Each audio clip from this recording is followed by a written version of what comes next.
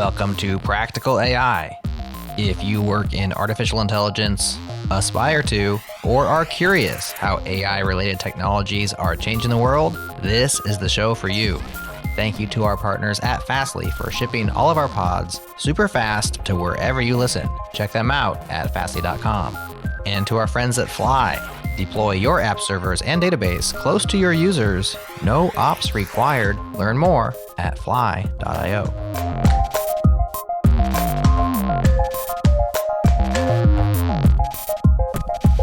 Welcome to another fully connected episode of Practical AI. In these episodes, Chris and I keep you fully connected with everything that's happening in the AI community. We're going to take some time to discuss the latest AI news, and then we'll share some learning resources to help you level up your machine learning game. This is Daniel Whitenack. I'm a founder and data scientist at Prediction Guard, and I'm joined, as always, by my co-host, Chris Benson, who is a tech strategist at Lockheed Martin. How you doing, Chris? Doing cool. I'm trying to figure out how did we survive before all these great new models and stuff. Like, it's changed. Yeah, it's been crazy. Yeah, I just created a post for LinkedIn, and I was like, grabbing text, putting it into Chat GPT, like getting nice rephrasing. And then I'm like, oh, I need an image.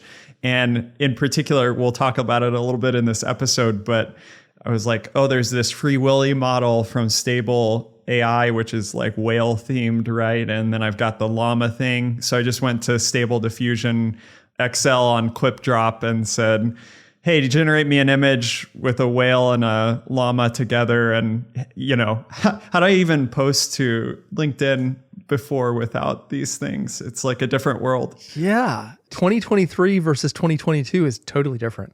The content generation, the way you code, it's a different world. Yeah. And this week, as most weeks are, it seems like in 2023, had some pretty groundbreaking announcements and releases, which we're going to dive into a bunch of those things. There's just a huge amount to update on. And I think it's a good time for one of these episodes between you and I to just parse through some of the new stuff that is hitting our feeds. So, yeah. Well, I mentioned Llama. One of the big things this week was Llama 2. But I think before we jump into Llama 2, which I think was maybe the main thing dominating at least my world this week, it might be worth just taking a little bit of time to highlight something outside of the stream of large language models, which also crossed my desk this week, which I thought was really cool. It's this latest version of NeRF. This is work from Google presented at ICCV 2023. So it's called Zip-NeRF, Anti-Alias Grid-Based Neural Radiance Field. That's quite a name right there. It is quite a name. It stands for Neural Radiance Field. So NeRF, it's like camel cased in capital N, small e, then capital RF. NeRF, these are fully connected neural networks that create unique, novel views of complicated 3D scenes based on a set of images that are input. So I don't know if you've seen that video yet. I'm looking at it as we are talking. Okay. And when you say the video, I know which video you're talking about because it's amazing. I've just left it on. It's pretty spectacular. Yeah. So this is a podcast, so it's hard to express some of this for people. If you just search for Zip-NeRF, you can go to the page for this paper, which is a great summary. But there's a video on the page. And just to describe what it is, imagine this kind of complicated house with a bunch of different rooms and an outdoor patio sort of garden area. And the video is actually this kind of almost like a drone fly through of the house and then the outdoor area. If you imagine a drone flying through a house, there's hats and coats and toys and couches and plants and all sorts of things everywhere.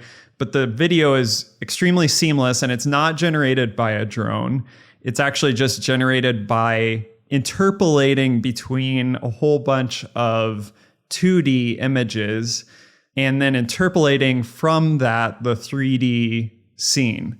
So yeah, I don't know. What are your impressions, Chris? First of all, the from the perspective, the drone flight, if you will, that you have as a perspective viewing it, is like the best drone operator in the history of the world. Yeah, it'd probably be hard to get one to do that. Yeah. Yeah, you're not going to get a real drone operator that could fly that amazingly, and get those things. It's just phenomenal.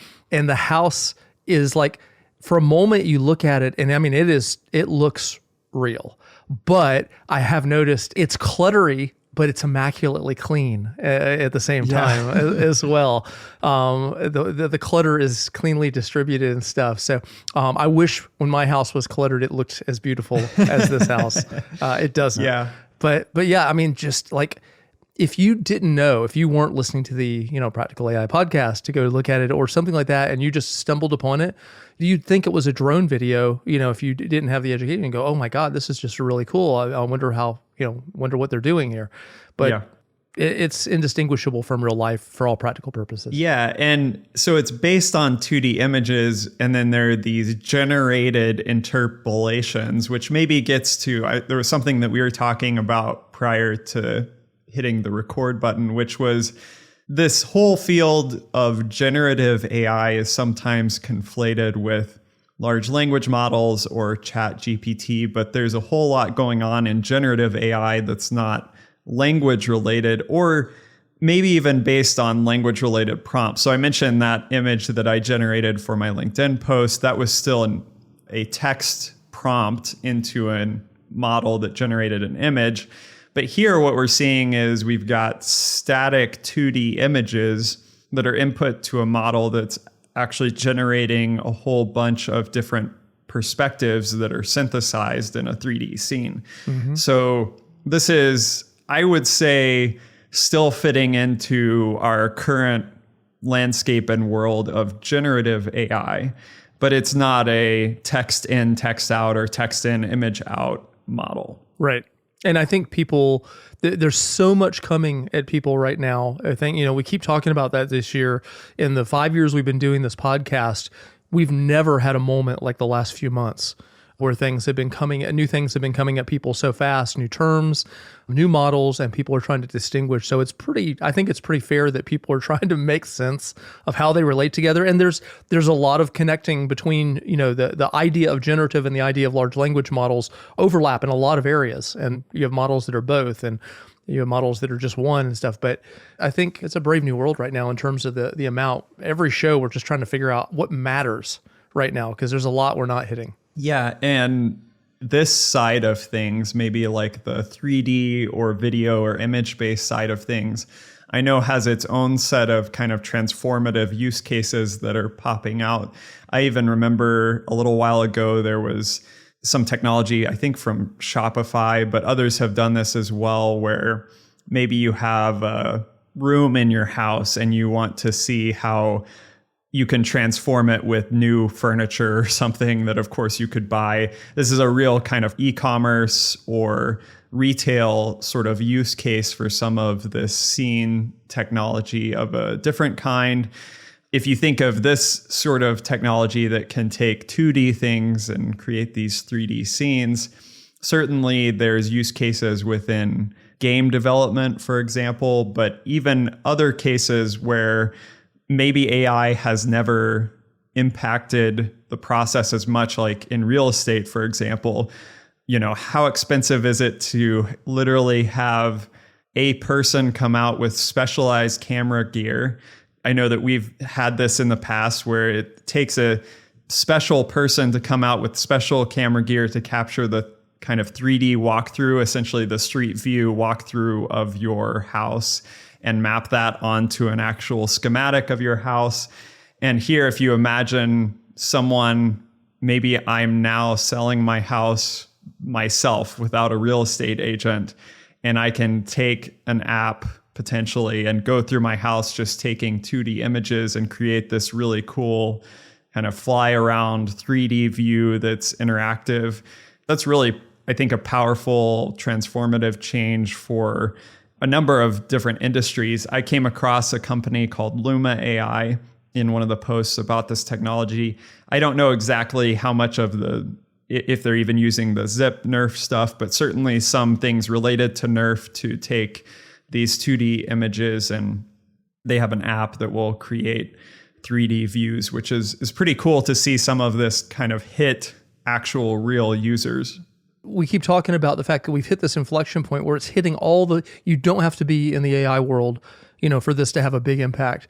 And so, it's very easy looking at the Zip-NeRF video to imagine walking around with your cell phone on an app, and you're just kind of like walking around, and the app takes care of whether it's video or whether it's still images or what, and it just uploads it to this and produces this, amazing, so it's not your walk around that it's doing. It takes that as raw video, but then it produces this super high quality thing. So yeah, I think this is another case where there's this one technology with thousands of use case possibilities, where it just changes everything. Yeah, and maybe also I'd be curious to know your reaction to this also with respect to kind of the industrial use cases where I've been thinking about. Of course, like capturing 3D scenes is very important, for example, for simulated environments where you're trying to maybe train an agent, or you even kind of an industrial training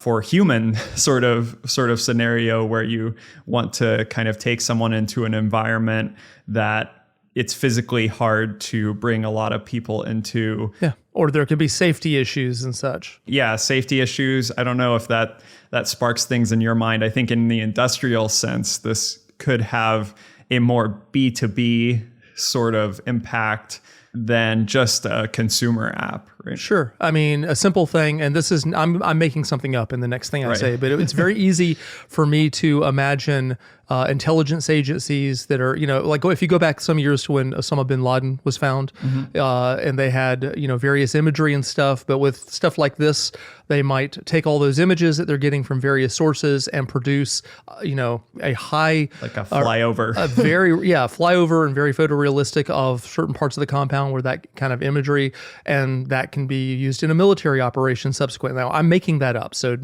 nobody should take that as a thing, but it's not hard to imagine that. It's not hard to imagine a lot of factory uses and other industrial things where you have safety issues, you have limited access kind of concerns where you're trying to convey that. But there's a lot of mundane things. There's a lot of home-based things and small business-based things, as you pointed out, the real estate one earlier. So this is just one technology that we're talking about so far.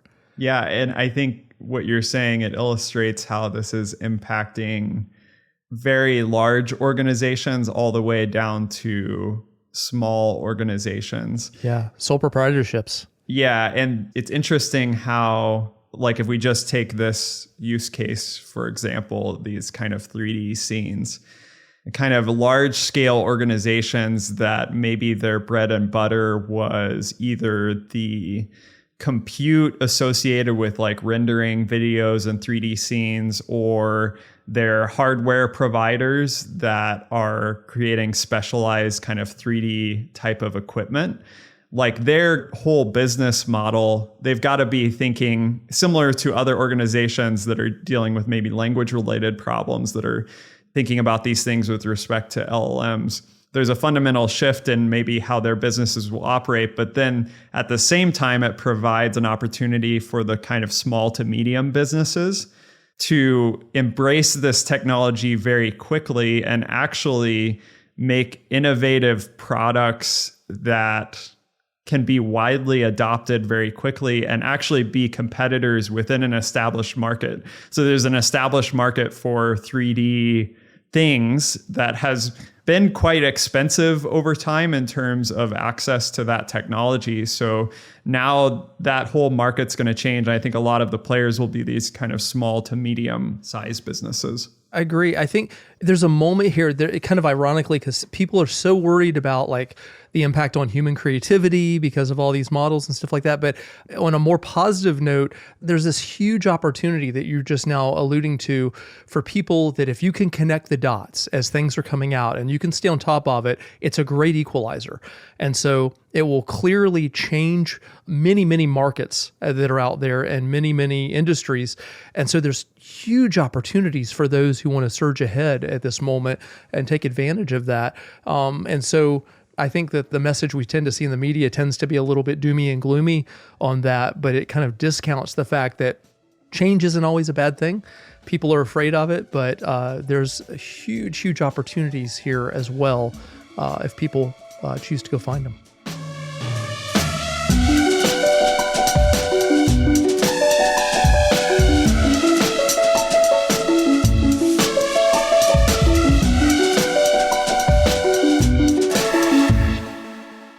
Well, Chris, there is a new llama in town. I know. Llama 2. Llama 2 basically destroyed all of my feeds and concentration this week when it was released, because it is quite, to me, an encouraging thing, but also another transformative step in what we're doing. So Llama 2, for those that maybe lack the context here, Meta, or Facebook, or however you want to refer to it, Meta had released a large language model called Llama, which was extremely useful. It was a model where you could host it yourself, as opposed to like OpenAI. You could get the weights and host it yourself, but the original Llama had a very restrictive licensing and access sort of pattern, even though you could kind of download the weights from maybe like a BitTorrent link or something like that, and those propagated. Technically, if you got those weights, you were still restricted by a license that prevented commercial use cases specifically. And now with Llama 2, Meta's released the kind of follow-on to Llama, and we can talk through some of what the differences are and what it is and some of what went into it. But I think one of the biggest things, which is, I think, going to create this huge ripple effect throughout the industry, is that they've released it with a commercial license. As long as on the day that Llama 2 was released, you as a commercial entity don't have greater than 700 million monthly active users, you can use it for commercial purposes. So maybe if my company maybe later on has 700 million monthly active users, which would be great, probably never, but There'll be something past Llama 2 by then, though. yes, if it does, though, I could still actually use it because it's only on the release date. So on the release date, which was this week, as long as you didn't have greater than 700 million monthly active users, you can use this in your business for commercial use cases. And I think that's going to have a huge ripple effect downstream. And we can talk about the model itself here in a second, but maybe just I'll pause there to get your reaction on that, Chris. It made me smile when I heard that, because it's kind of like saying, so long as you don't compete with us at Meta, you can use this for commercial. Oh, it's totally true. Yeah. Like, who is that, right? So that's Snapchat. Yes. TikTok, right? Like you can think of, you can think of who this is. And I guess one way to put this is, it's not totally open source, quote unquote. Like, we wouldn't call this maybe open source in the kind of official definition of open source. Yes. But it's certainly commercially available to a very wide set of people. Yep. You know, one of the first things I noticed when this came out on their page, and they're talking, there's, and I'm diving into like the specifics of the model here, is we had an episode not too long ago, and you were describing about kind of I believe it was the 7 billion limit, in terms of hardware usage and stuff. And having been taught that by you, I immediately locked in on the smallest being 7 billion there, and I thought, this is what Daniel has taught all of us about that limitation on accessibility and who can do it. So, it has the 13 billion and the 70 billion size, but I definitely picked up on the 7 billion, which I'm assuming is going back to what you were teaching us a few episodes back.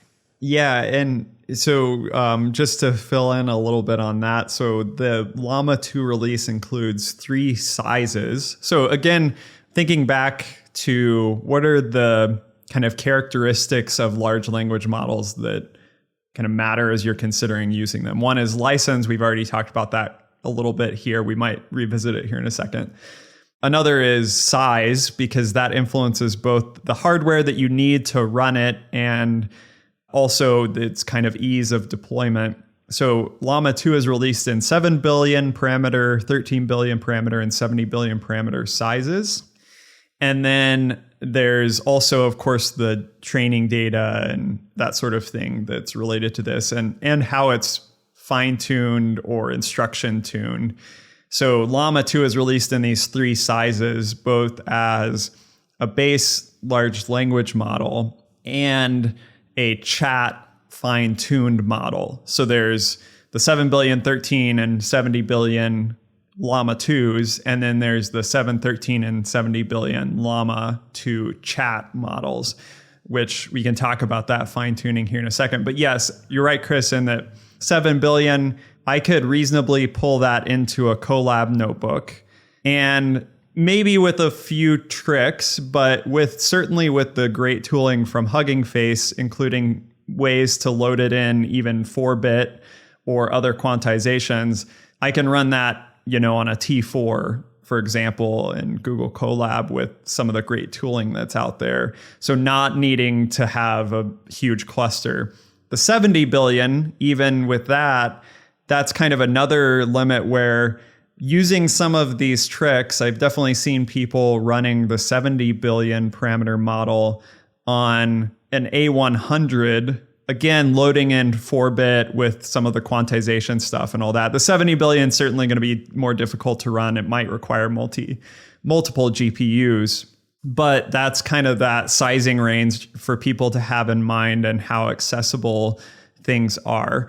And yeah. How might you, I'm just curious, if you're looking at these, you're a business out there or a data scientist, and can you make up a couple of use cases that you might target with each of these where you might say, oh, I want to go 13 on this, not 7, not 70 for something like this. Can you imagine something like this? I'm putting you on the spot. Yeah, I mean, there's certainly innumerable use cases, but I think maybe 2 distinctions that people could have in their mind is if you want like your own private Chat GPT, right? Or like another way you could think about it is a very general purpose model. Like you could do anything with this model, like any specific prompt, whatever. You're probably going to look towards that higher end, the 70 billion parameter model for that kind of almost Chat GPT-like performance. You're going to have to go much higher. But as we've talked about on the show before, most businesses don't need a general purpose model. They need a model to do a thing. And so, or a task or a set of tasks.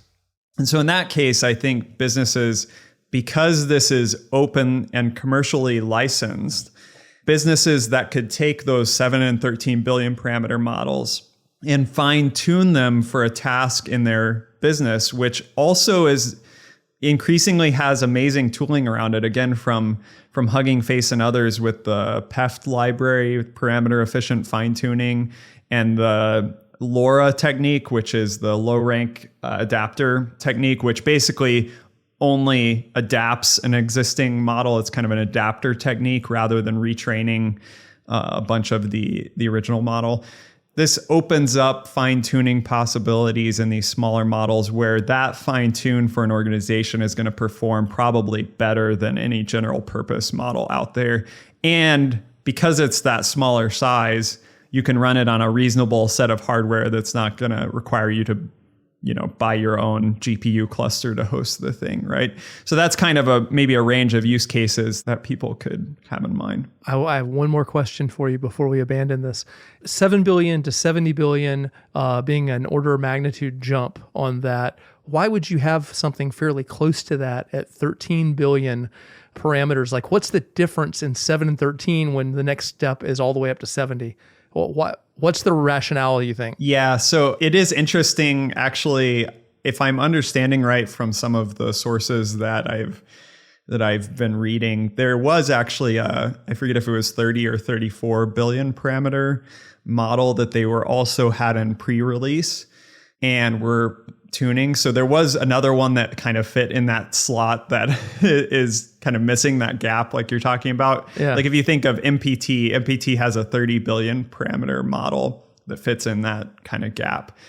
My understanding, and if our listeners can correct me if I'm wrong, please do. But my understanding is that they actually did test that size of model and found it to not pass their kind of safety parameters around potentially harmful output or not truthful output, that sort of thing. So they decided actually to hold that back. So it could be possible as they instruction tune and get human feedback, potentially more iterations of reinforcement learning from human feedback. There may be a model that they release in that parameter range. So that was one thing that happened, I think. It is interesting, several different things here that are unique about this model specifically, or maybe the release as well, other than the license, is they were fairly vague on the data that went into the pre-training. So they talked specifically about some very intense data cleaning and filtering that they did on public data sets. And it was trained on more data than the original Llama, but they're fairly vague on the mix of that data and all of that. So that may be related to feedback they got on the data sets that were used in the first Llama. I don't know, but the technical paper was mostly related to the modeling and fine-tuning trickery and methodologies that they used, which was interesting. And one of those interesting elements of the way that they fine-tuned this model was, I think, the reward modeling. So if you remember, like the GPT family of models, the MPT, Falcon, these different models, one of the things that is often done with these models is this process of reinforcement learning through human feedback, which is this process, and we covered this on a previous episode, which we can link in the show notes, but actually using human preferences to score the output of a model and then actually use reinforcement learning to correct the model to better align with human preferences or human feedback. They actually use two separate reward models in this fine-tuning of the chat-based model. One that was related to helpfulness, and then the other one which was related to safety. And one of the interesting things that they talked about in the paper was how sometimes those things can kind of work against each other if you're trying to do both of them at the same time. So they actually separated out the reward models that they used for the chat fine-tuning into these two reward models, one for helpfulness and one for safety, which is quite interesting, I think.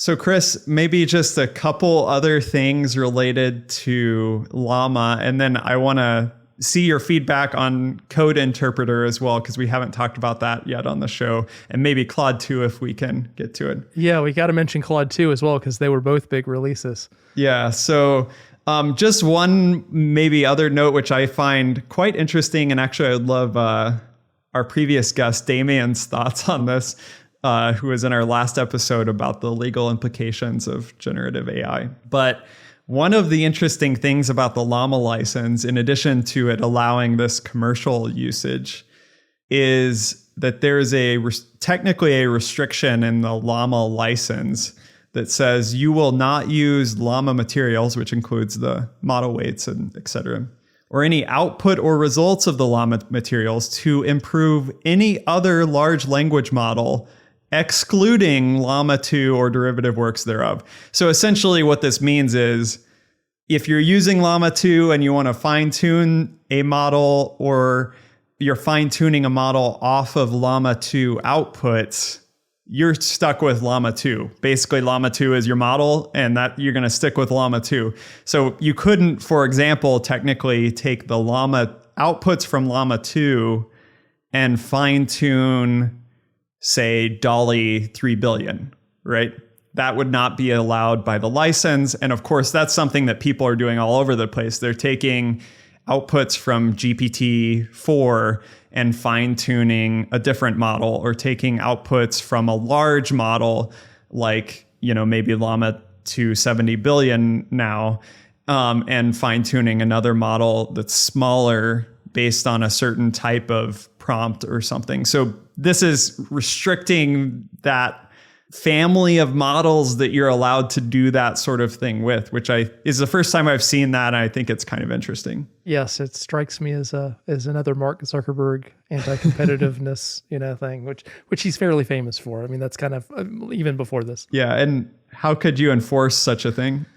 Yeah. I that was my next question to you is there any possible way that you could conceive of to actually know that from an enforceability standpoint? I have no idea. I don't either. So it seems it's a license thing and it will concern the lawyers, but it's hard to imagine. I mean, going back to our conversation last week, once you have output and that output is input to more output, and there's a point where it becomes very, very, very difficult to know what the sourcing really was. So, yeah. And the fine tunes are already appearing off of Llama 2. So the most notable probably is Free Willy, which is from Stability AI and is a fine tune of the largest 70 billion model. But there's other ones coming out as well. And so I think we're about to see just a huge explosion of these Llama 2 based models for a whole variety of purposes. And who knows how they will fit into that licensing restriction or how open people will be about that. But it's about to start. The fine tunes are already coming. Yeah, well, to your point earlier, they weren't terribly clear about the data that they were sourcing from their own standpoint. Yeah. And I find it interesting, a little ironic. It's a bit of a double standard, maybe. Yeah, a little bit of a double standard right there in terms of we're not going to tell you everything about how we're doing input, but by the way, you better not use our output for your, for others. Yeah. So a little interesting. Do you think there's any risk of a walled garden kind of concept happening in large language models if others were to follow this lead on anti-competitiveness? Yeah, it will be interesting. I think it is a notable trend that the first Llama from Meta was not open for commercial at all, and now they're opening it up for commercial purposes. And maybe there's a separate trend that will happen with some of these use-based restrictions that people are importing into their licenses, and how useful those things are over time. That may shift, and we'll see those things die off. Or maybe if they're enforced and there's precedent, maybe we'll see something go the other way. I'm not sure, but. Speaking of models that you might get their output and use it to train other models, that is these large-scale proprietary closed models from people like OpenAI and Anthropic and others. We've got a couple of things that we haven't talked about on the show yet, which people should probably have on their radar. One of those is Claude 2. What do you think about Claude 2? From Anthropic. Yeah, I've been playing around with it a lot in the last week, and I kind of have a set of things that I try over and over again. They're kind of my standard tasks as new models come out, and some of them are coding, and some of them are content generation, which are kind of the two big things that I use most often. It was interesting. You can put, the input size for Claude 2 is much larger than the others. Like much, much larger. Much, much, much larger. So 100,000 tokens. Yeah. And so it's had me kind of change the way I'm approaching it, in that by contrast with ChatGPT, and you're trying to figure out with the limits that you have both on input and output, how do you kind of prompt engineer your way to get, where you're trying to go, which has become this whole skill set we've been talking about, in recent months. And yet Claude 2 almost kind of wipes that out a little bit in some ways, not in all ways, in that you can hit it with a much larger input space. And so it's changing how I'm thinking about kind of getting to the output that I want. And the output is a bit different. It's not the same. I'm getting different outputs from all the models. So yeah, they're not all the same, definitely. I think my biggest thing is with all these new releases, I'm trying to figure out, how do I use each one? I'm trying to develop my own strategy on when do I go to ChatGPT by default? When's that the right thing? And that's changing, as we'll talk about with things like plugins and stuff. That's evolving. But then Claude 2 comes out, and then you have, on the open source side, as we just talked about with Llama 2. So I think trying to understand all the tools in the toolbox in relation to each other has been interesting. So Claude 2, I'm really focused right now primarily on large content output is kind of where I've landed on that. And the 100K context length of Claude 2 is something I find really compelling as well. There was also a significant paper that came out that caused a lot of waves in terms of context length and thinking about that, which showed kind of as you increase context length, you lose any significance of the middle bit of that context. So the beginning and end is more important in terms of what makes the output of the model quality or not in terms of how you would measure that. And so we'll link to that paper maybe in the show notes as well. But I've tried some things. I mean, I don't know exactly all of the details. Again, Claude is one of these closed models, so I don't know all of the details of how they're doing things. And because it's sitting behind an API, it's hard to know how those things evolve over time. But for example, I took one of the things with Claude 2 is I just took one of our complete podcast transcripts. So a full episode, so 45 minutes of audio transcript. I took episode 225, which I really enjoyed, talking a lot about the things that I'm working on right now with Prediction Guard, and just asked it to give me a summary of the main takeaways and, pasted in the whole thing. And it's like a fairly good comprehensive takeaways, like many companies ban usage of certain LLMs, blah, blah, blah. Prediction Guard is trying to provide easy access, structuring, validation, compliance features for LLMs, making LLM usage easier, blah, blah, blah. And it gives these great takeaways. And then I asked, hey, suggest a few future episodes that we could do that maybe cover related topics, but things that weren't covered in this episode. Pretty good. Some of them are kind of generic, right?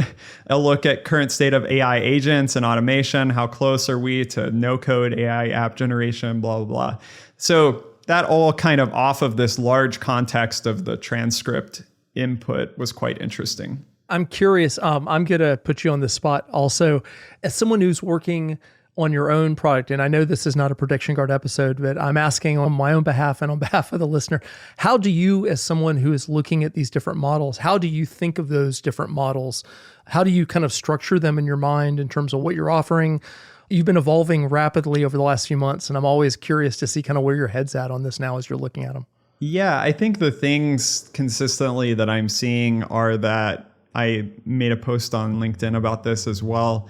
Even my own applications that I'm building, LLM-based applications, having access to multiple models rather than a single model, I think is a really nice usage pattern where the easier we can make it, and there's other people that are doing this as well.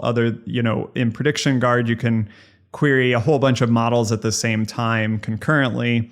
There's other systems that will let you look at that output as well. So nat.dev and some of the toolbar stuff that Swix is doing.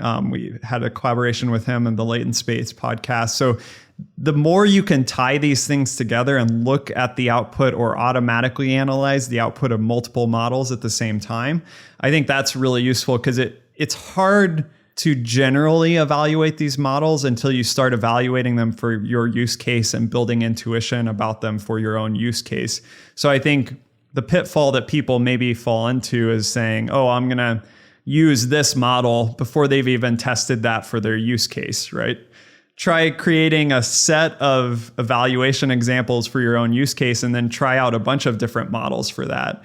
And also try out the things that are becoming more standard kind of operating procedures for building LLM applications, like looking at the consistency of outputs, running a post-generation validity or factuality check on the output.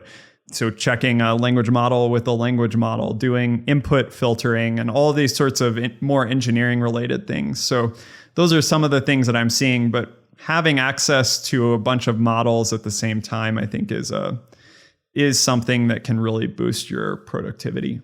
I appreciate that. And to our listeners, we're not making it a Prediction Guard show or episode, but as a co-host, Daniel's excursion through this and his professional has made him, in my view, one of the world's true experts in how to look at all these together. And since we have the benefit of him co-hosting the podcast, I'm going to continue to take advantage of that expertise for all of us. Thanks, Chris. So sorry about that, Daniel. Sorry for putting you on the spot. Yeah, no worries. I think the other thing maybe to highlight with Claude 2 and something that you were talking about in chat before we jumped into this episode was Claude 2 versus, or maybe Anthropic and their offerings versus OpenAI. How do we understand that? Like, how do we categorize these things? I think one of the interesting things with Claude 2, so we've seen both Anthropic and their Claude models and OpenAI and their GPT models increase context size over time. GPT models not quite as far as Claude, but both have increased. They've also both added in some of this functionality, which I think is very interesting.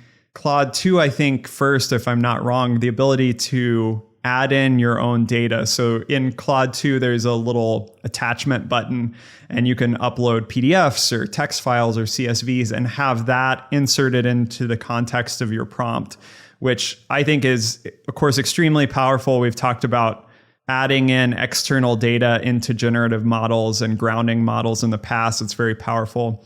Now, OpenAI is doing this in a slightly different way. And I think this is something worth calling out on the podcast is with their new code interpreter beta feature within ChatGPT, you can upload data, but it's processed through the code interpreter in a different way than what Claude is doing. So we all know that ChatGPT and GPT models can generate really good code and specifically good Python code. And so what OpenAI has done for their kind of data processing agent within ChatGPT is said, well, let's just have our model generate Python code.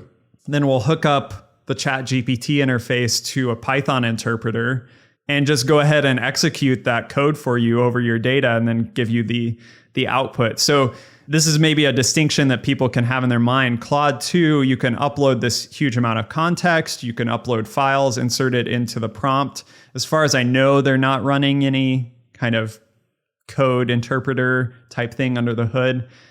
ChatGPT might not be inserting all of that into the prompt, but they're actually saying, well, what if we decompose what you're wanting me to do with this external data into something that can be executed by a sort of agent type of workflow where you upload your data and ask me to like do some analysis over it. I'm going to generate some code. So the language model generates some code, and then that code is actually executed in the background. It returns a result, which is then fed back through a model to give you generated output back in the interface. So it's actually a multi-stage thing happening in Code Interpreter in OpenAI. It effectively produces a no-code solution, where you get an output and you're just kind of skipping the whole thing, instead of using the language model to generate your own code and to be your code assist and all that, and then you're still doing it, it's kind of skipping that whole step right there. Yeah, and I can give an example I actually ran prior to the show. So I have Claude and the OpenAI code interpreter side by side open.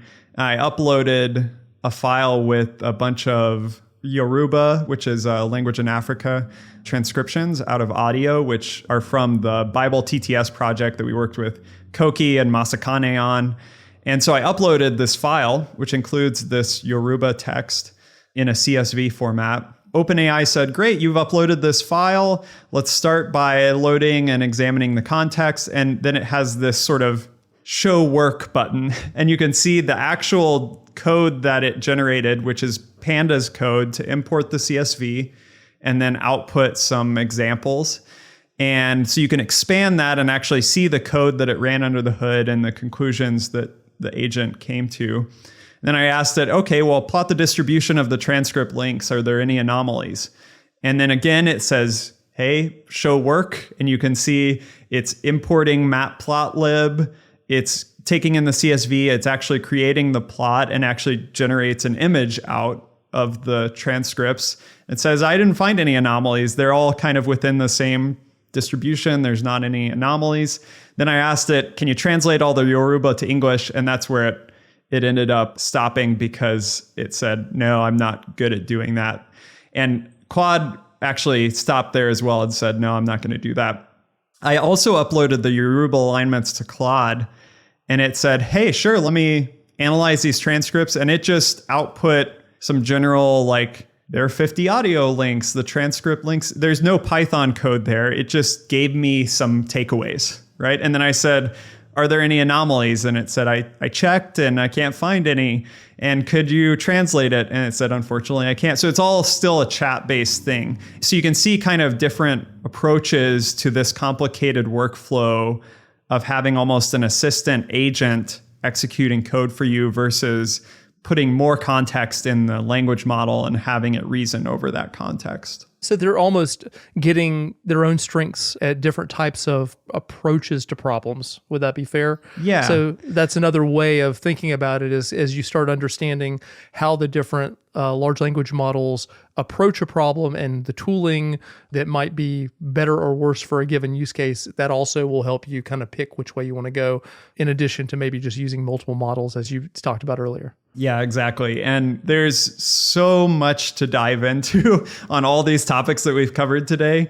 I'm going to make sure that we include some really good learning resources for people in the show notes. So make sure and click on some of those. There's a guide from DataGen on the neural radiance field stuff, the NeRF stuff, that you can learn a bit more about that. There's a Hugging Face post and a Phil Schmidt post on Llama 2 that are both really practical, kind of how do you run it? How do you fine tune it? What does it mean? And then there's a nice post from the One Useful Thing, Ethan Molick blog or newsletter about Code Interpreter and how to get it set up and some things to try. So we'll link that in our show notes. And I think people should dig in, get hands on with this stuff. Things are updating quickly. And the only way to really get that intuition about things is to dive in and get hands on. It is. It's the most interesting moment we've had in the AI revolution of recent years, and just so much cool stuff right now. Anyway, thank you for taking us through all the understanding and explanation of these things. Yeah, definitely is good time. Hopefully people enjoy the rest of their week and maybe go see Oppenheimer or Barbie, depending on your which of those is most interesting to you. But we'll see you next time, Chris. See you later. Thanks. Thank you for listening to Practical AI. Your next step is to subscribe now if you haven't already. And if you're a longtime listener of the show, help us reach more people by sharing Practical AI with your friends and colleagues. Thanks once again to Fastly and Fly for partnering with us to bring you all Changelog podcasts. Check out what they're up to at fastly.com and fly.io. And to our beat freak in residence, Breakmaster Cylinder, for continuously cranking out the best beats in the biz. That's all for now. We'll talk to you again next time.